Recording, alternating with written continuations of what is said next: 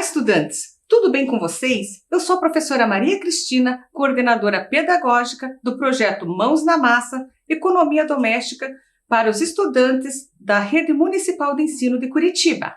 E eu sou a professora Sueli Alegre, da Escola Municipal Coronel Dorival Brito e Silva.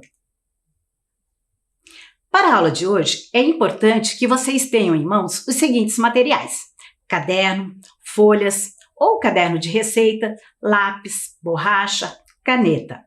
Vamos dar um tempinho para vocês organizarem seus materiais.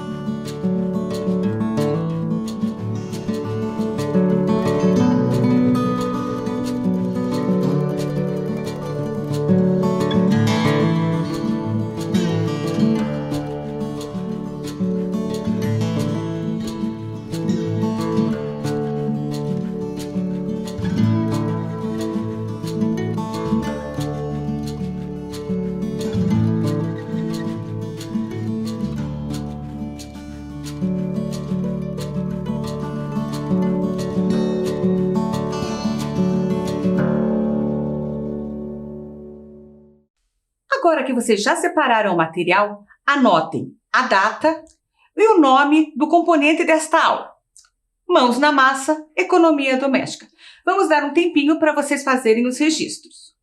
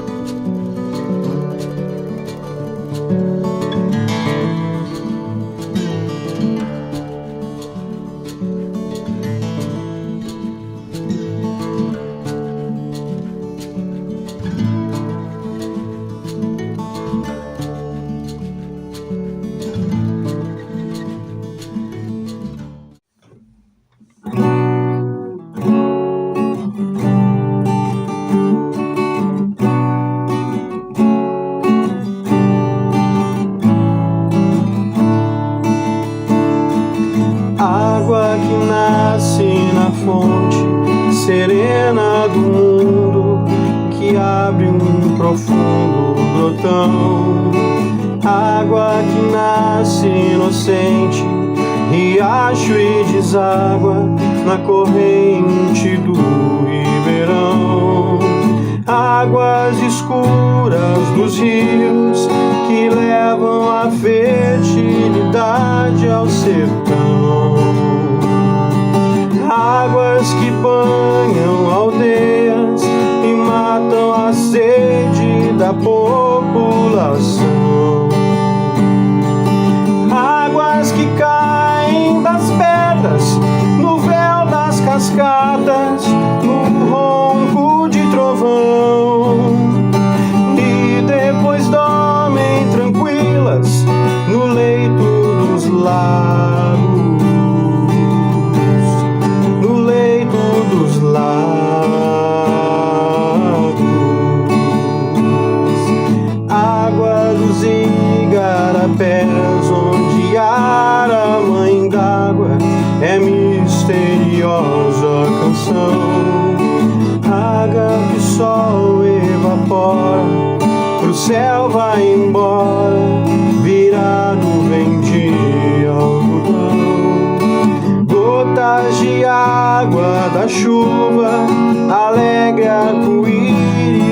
sobre a plantação. Gotas de água da chuva, tão tristes são lágrimas na inundação.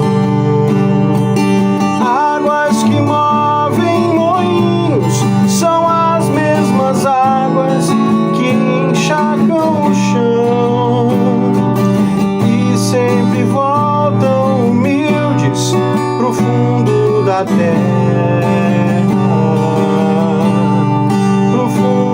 Da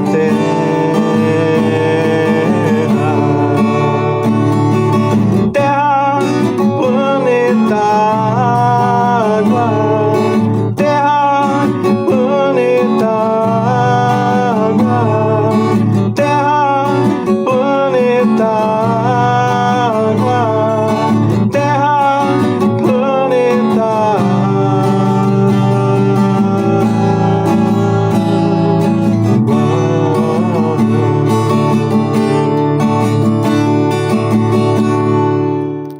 acabaram de ouvir o professor Wagner, da Escola Municipal Coronel Dorival Brito e Silva, interpretando a música Planeta Água, do cantor e compositor Guilherme Arantes.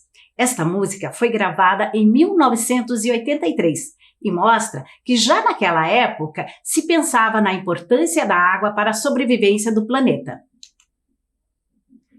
Realmente, a água está presente em praticamente tudo o que consumimos e em tudo que nos rodeia, pois dependemos dela para o processo produtivo de bens e produtos, como, por exemplo, remédios, alimentos, papel, louça e até mesmo nos tecidos e roupas. É muita água, não é mesmo?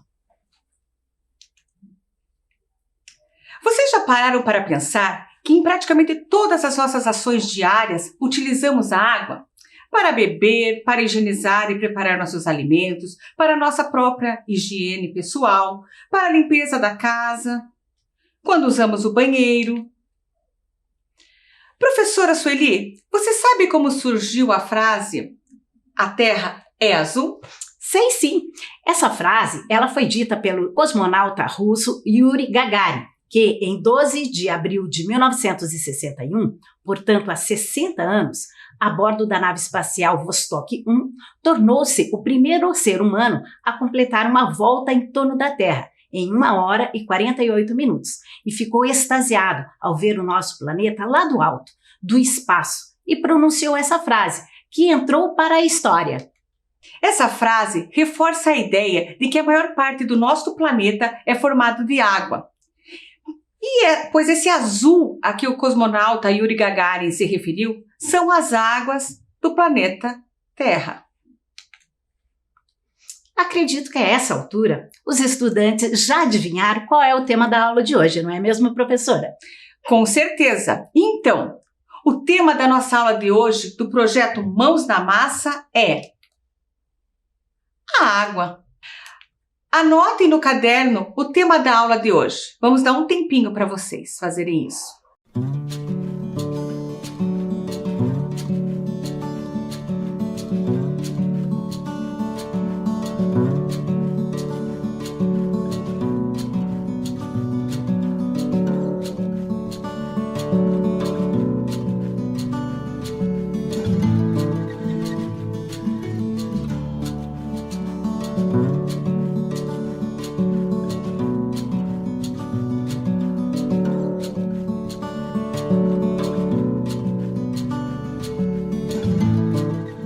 Agora que vocês já anotaram o tema, vamos refletir sobre a importância da água para a sobrevivência no planeta e do planeta.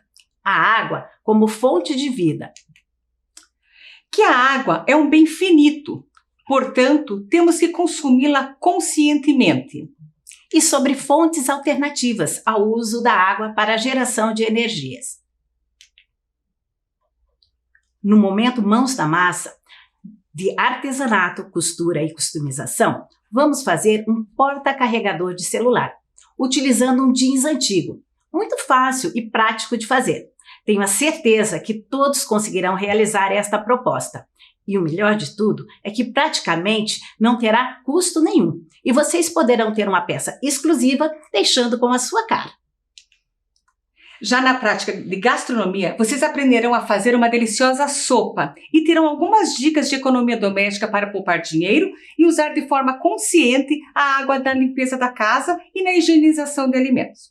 Mas lembrem-se, as práticas mãos na massa deverão ser supervisionadas por um adulto, não é mesmo, professora Sueli? Com certeza. Eu estava aqui pensando, se a Terra é o planeta Água, por que tanta gente em vários lugares do mundo não tem água potável em casa?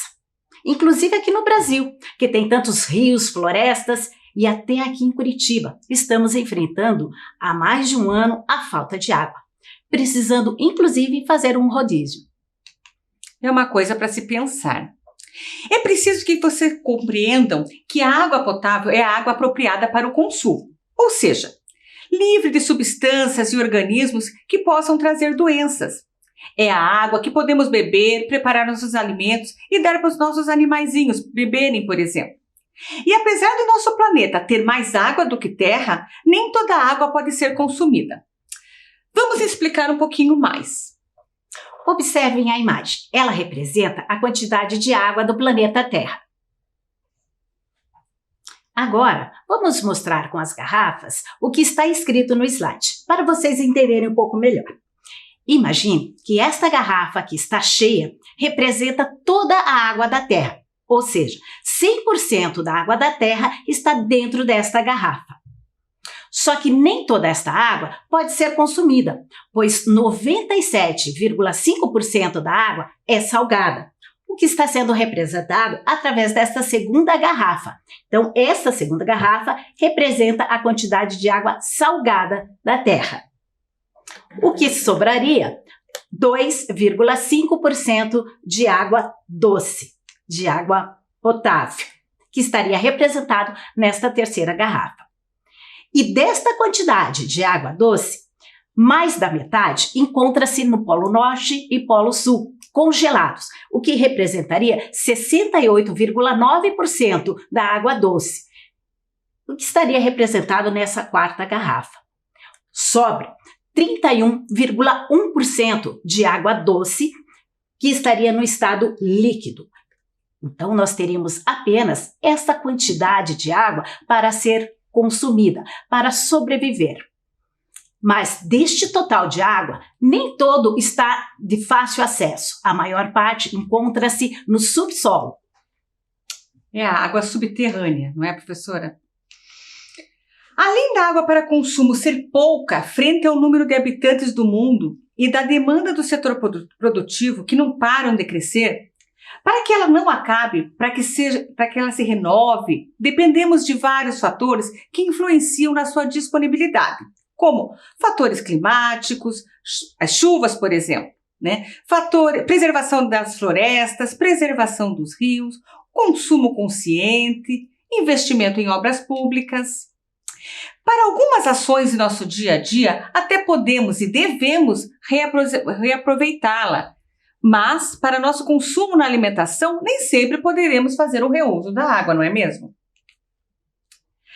A água é fonte de vida de animais, vegetais e seres humanos. Sem ela, seria impossível viver. O corpo humano é composto de 60% a 70% de água. A água nos ajuda a nos hidratar, regula a nossa temperatura e leva os nutrientes, sais minerais e oxigênio para as nossas células. Na agricultura, a água também é essencial para que ocorra a germinação, a produção das plantas, assim como na indústria, para a produção de bens de consumo. Infelizmente, a falta de água não é um problema local, e sim mundial. As nossas atitudes podem fazer a grande diferença com relação às questões ambientais. Por isso, precisamos consumir de forma consciente.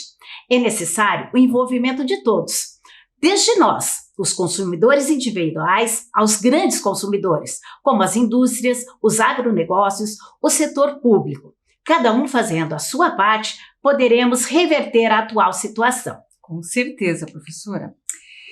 E você sabia, professora Sueli, que por trás de um produto, um serviço, uma grande quantidade de água é utilizada e não percebemos? Isso é chamado de água virtual ou pegada hídrica, que é um indicador de uso de água doce que mostra não só o uso direto da água pelo consumidor ou produtor, mas também o seu uso indireto. Vamos dar um exemplo. Mas que tal um cafezinho quentinho, professora? Olha, que cairia muito bem, hein, professora Sueli?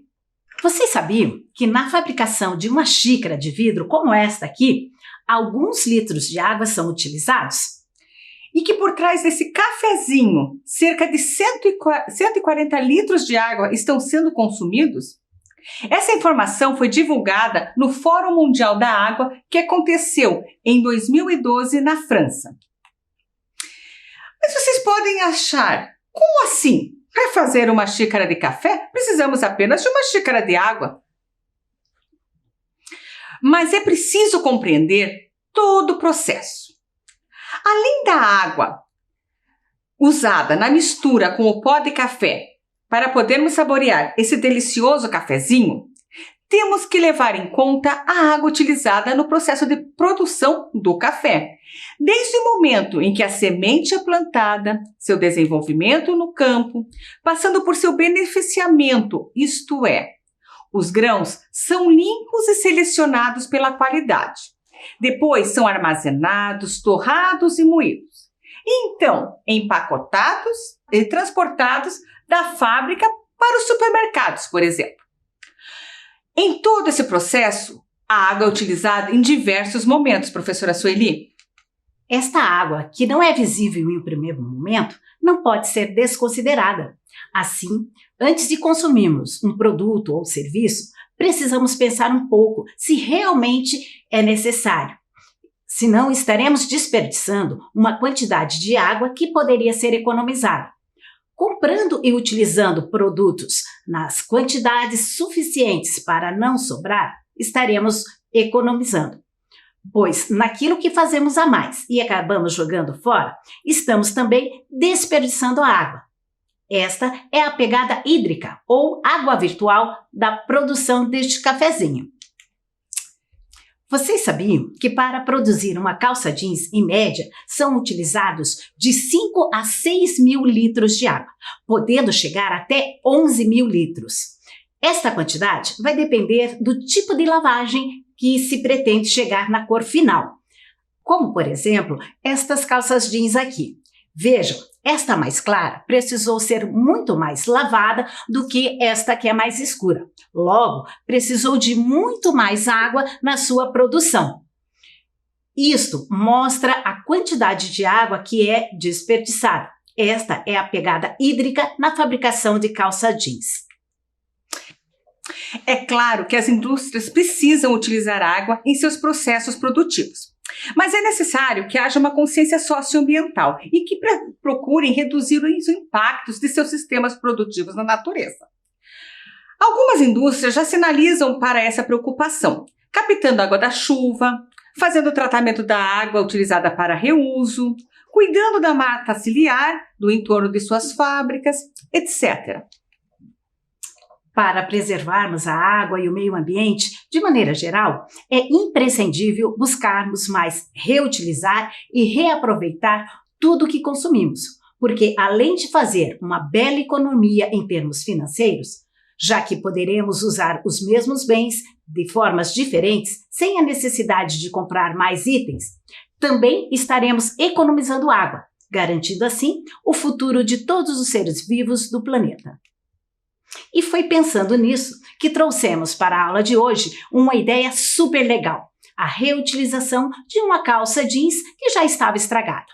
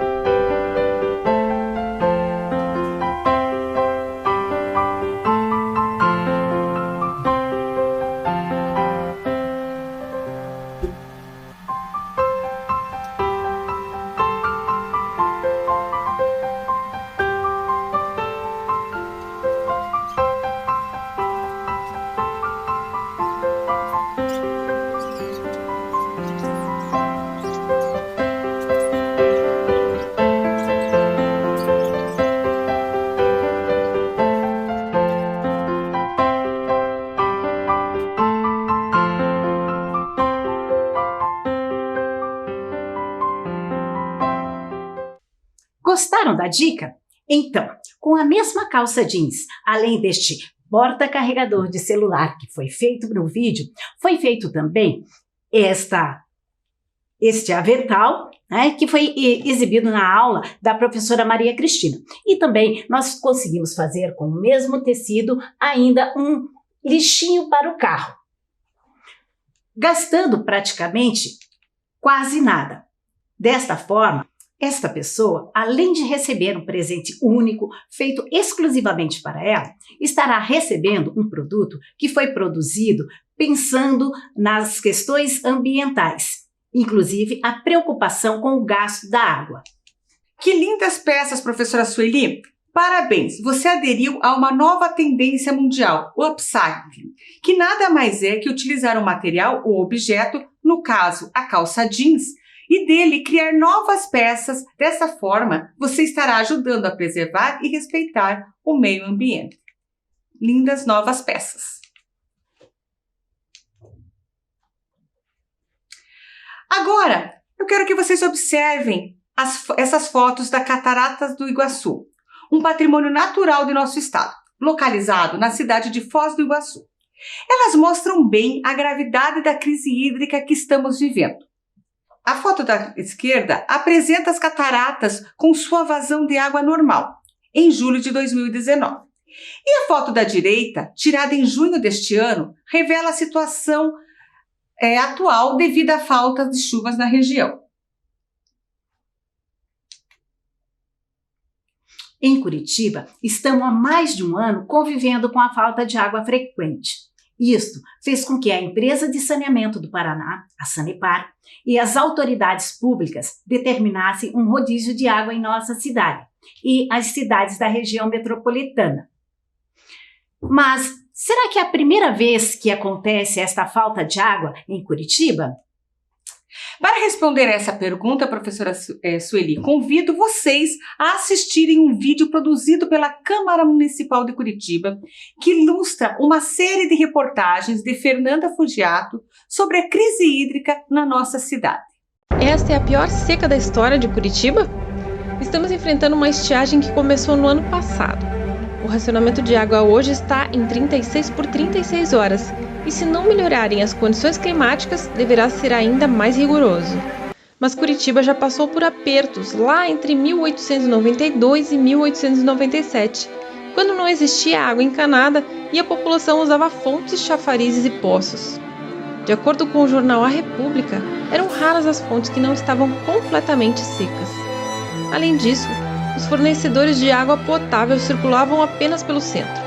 Chamados de pipeiros, eles dependiam das fontes públicas para abastecer os barris e revendê-los em suas carroças de porta em porta.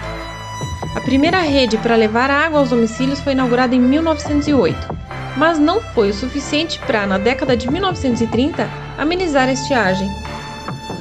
No Diário da Tarde, a falta do líquido precioso foi noticiada em agosto de 1933. Com a medonha seca, de acordo com o jornal, mesmo nas proximidades do reservatório do Alto São Francisco, havia imóveis sem água nas torneiras há 4 dias e com os poços secos. Mas nada se comparou até então com a década de 1980. Parte da população da capital ainda dependia de poços e não tinha acesso à água encanada. Os prejuízos atingiram diretamente as lavouras, e como não havia vazão nos rios, faltou até energia elétrica para a piazada assistir a filmes como De Volta para o Futuro no videocassete e ouvir A-ha no rádio. Portanto, a seca de 1985 foi a pior, mas é necessário fechar o ano para verificar se 2020 vai tomar mais esta coroa de espinhos. O que fica é a mensagem de que é necessário economizar hoje para ter água amanhã. Câmara Municipal de Curitiba, aqui se constrói o futuro da cidade. Como vimos no vídeo, Curitiba já passou por outros momentos de crise hídrica, desde sua fundação até hoje. Nesta linha do tempo, foram destacados os principais marcos da história do saneamento em Curitiba. Mas você sabe o que é saneamento? Saneamento é o conjunto de ações que visam garantir o abastecimento de água de qualidade e em quantidade suficiente às necessidades, como a coleta e tratamento do esgoto e do lixo, e o manejo correto das águas das chuvas. O saneamento básico é um direito assegurado pela Constituição Federal e, assim como toda lei, para adquirir eficácia é primordial que todos os envolvidos cumpram com suas funções. Vamos analisar a linha do tempo.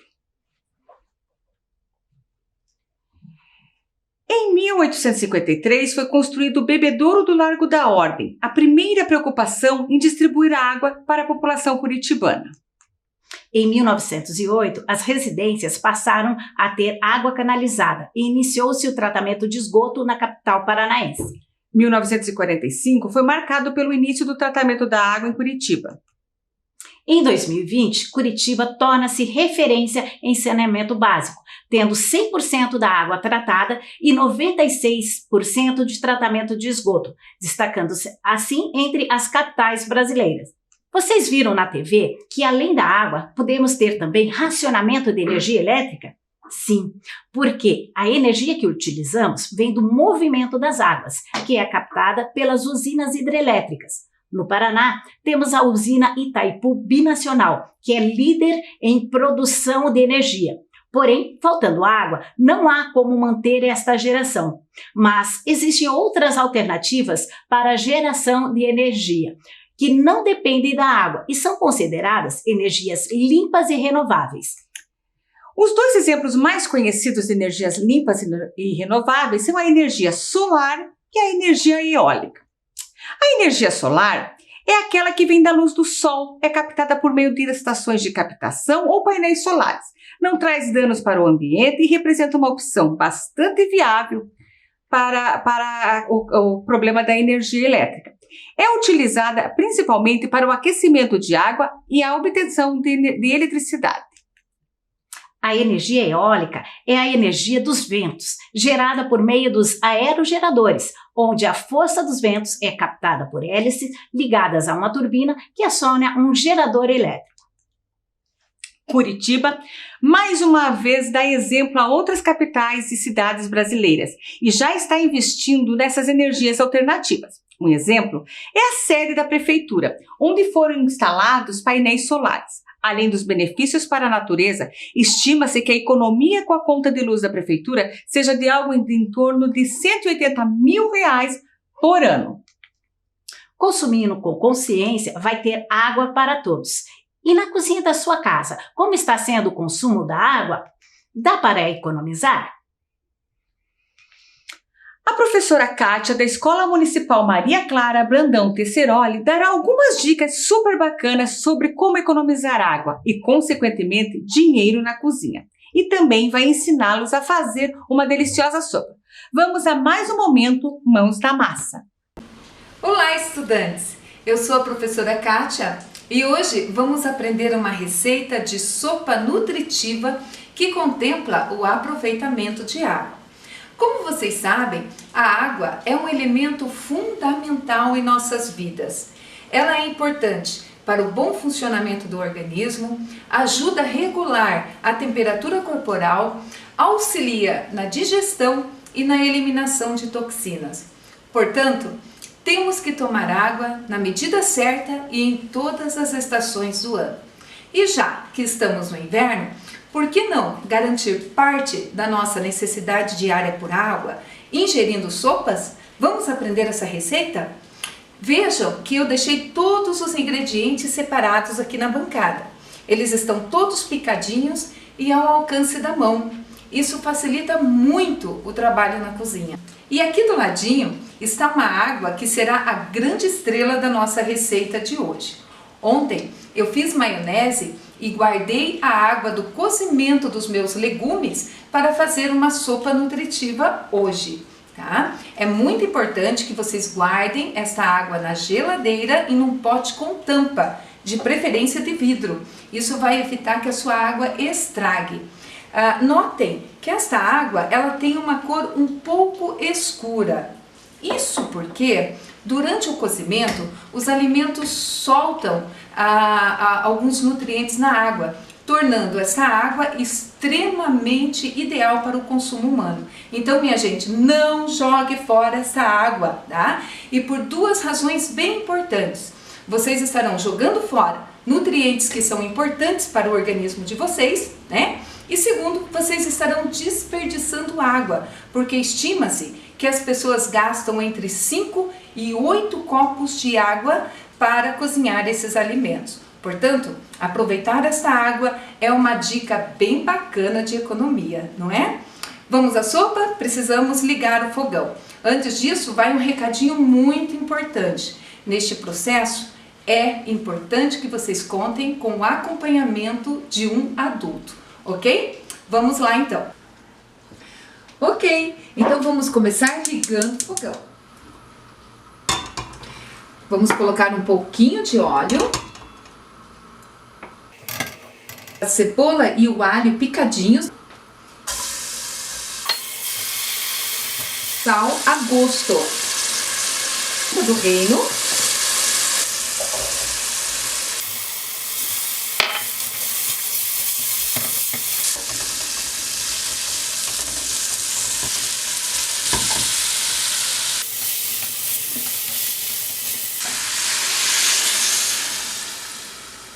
E daí é só tampar e esperar o cozimento dos legumes. Depois que os legumes cozinharam, basta você colocar o macarrão da sua preferência.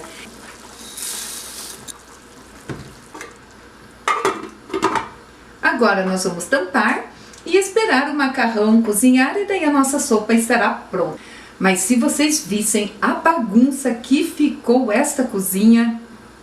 Enquanto a nossa sopa cozinha, que tal a gente dar uma organizada nessa bagunça? Vamos lá? E para organizar esta bagunça da cozinha, a gente precisa de quê? Isso mesmo, de água, o nosso líquido precioso. Então, vejam que a água, ela não é só importante para o nosso organismo, mas ela é essencial para as atividades do dia a dia, como lavar a louça, por exemplo. E já que estamos na cozinha, vou te trazer uma curiosidade. Vocês sabiam que a cozinha é o lugar da casa onde mais se gasta água? E isso tem lógica, né? É na cozinha que acontece a higienização e o cozimento dos alimentos, que vai muita água. É na cozinha que acontece a lavagem da louça, que nós vamos fazer agora, que também demanda água. E por fim, o chão da cozinha fica uma sujeira e nós precisamos de água para fazer a limpeza. Portanto, gente, aprender a usar a água com moderação é muito importante, porque você colabora com o meio ambiente, você faz economia doméstica e você resolve parte dos problemas causados pela crise hídrica. Aqui em Curitiba, nós estamos convivendo diariamente com o racionamento e os rodízios de água. E quem dera, né, fosse um problema só de Curitiba, mas esse problema tem atingido várias regiões do Brasil. É por isso que falar de economia de água é muito importante. Mas vamos às questões práticas. Assim como vocês já fazem na escovação diária dos seus dentes, tenho certeza que ninguém escova os dentes com a torneira aberta, né? A regra de ouro aqui na cozinha é não ensaboar e não esfregar a louça com a torneira aberta, pois isso gasta um absurdo de água. Mas tem como lavar a louça sem gastar tanta água? Tem sim. E isso se chama gestão inteligente da água. E sobre isso nós vamos abordar duas questões agora. Primeira questão. No momento da lavagem da louça, vocês precisam seguir alguns passos importantes. Primeiro passo, vocês precisam retirar todo o resíduo e resto de alimentos que ficaram nos pratos. Então vamos começar aqui, né? Tem bastante resíduo, né? Então o resto de alimento a gente vai tirar. Vamos juntar tudo. Depois disso, vocês vão separar as louças, né, por categoria. Então nós vamos separar aqui os copos, os talheres, os pratos e por fim as panelas, tá? Ou seja, nós estamos fazendo uma divisão, uma separação das louças menos sujas às louças mais sujas. Então vamos lá. Vamos colocar aqui os copos, todos no mesmo espaço, né? Nós não temos prato hoje, que delícia, né? Vamos usar só esses bowls, os talheres aqui do ladinho. E não tem panela, né? Porque a nossa panela está ainda com a sopa. Vou lavar a panela depois, tá? Terceiro passo. Vocês vão pegar uma bacia de um tamanho bom, tá? Não precisa ser uma bacia gigante. E não precisa encher a bacia. Então vamos lá, colocamos aí 1/3 dessa bacia, uma bacia grande, né? Vamos dissolver um pouco de detergente e vamos colocar então as louças de molho nessa água, começando sempre pelas louças mais limpas, que no nosso caso aqui são os copos, tá? Agora nós vamos pegar a bucha, né? Arregaçar minha manga e vamos fazer a limpeza, tá? Então vamos esfregar aqui nessa água. À medida que formos esfregando, a gente coloca no fundo da cuba para que depois a gente possa fazer um enxágue dessa louça.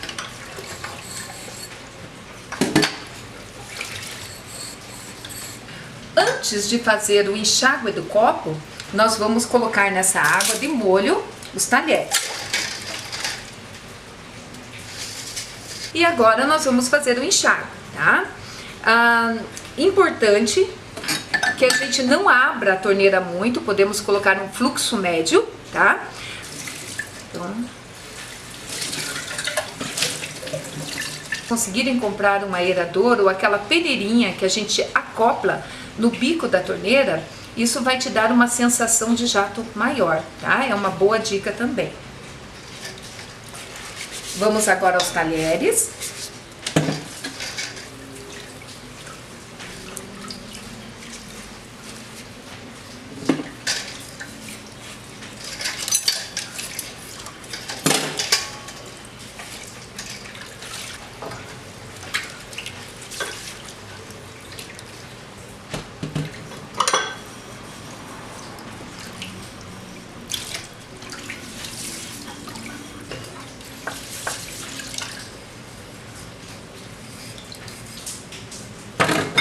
Parece banal, mas com gestos simples como estes que acabamos de fazer, a economia pode chegar a dezenas de litros de água. Estima-se que 15 minutos de torneira aberta para a lavagem da louça gasta-se 120 litros de água. Com a economia, esse gasto será entre 20 e 30 litros. Perceberam a diferença? Segunda questão. Vocês podem aproveitar a água da cozinha para outras tarefas do dia a dia. Vou dar um exemplo simples. Eu preciso lavar esta couve para fazer um suco verde mais tarde. Não tem outro jeito. Eu vou ter que abrir a torneira e lavar folha por folha. Mas a dica de economia é não deixar a água da lavagem da couve ir ralo abaixo, mas armazenar esta água numa bacia, tá? Então vamos lá. Lavando direitinho, não precisa abrir muito a torneira. Lava dos dois lados para você tirar todas as impurezas e micro-organismos. Vejam a água que eu usei para lavar apenas essas couves, né? O que eu tenho aqui? Umas 5 folhas de couve. E o que eu vou fazer com essa água suja? Vou jogar fora? Não. Eu vou aproveitá-la para regar as plantas da casa, sobretudo as plantas do vaso, tá? E melhor, sem precisar abrir a torneira ou sem precisar abrir tanto a torneira. Mas será que a nossa couve está higienizada? Não. Infelizmente, os alimentos que nós consumimos crus necessitam de um cuidado maior. E a orientação é que a gente deixe de molho numa solução clorada. E como que se faz uma solução clorada? Muito simples. Como eu tenho pouca couve, vou usar apenas 1 litro de água. Para cada 1 litro de água, eu vou dissolver 1 colher de sopa de água sanitária. Dou uma mexidinha.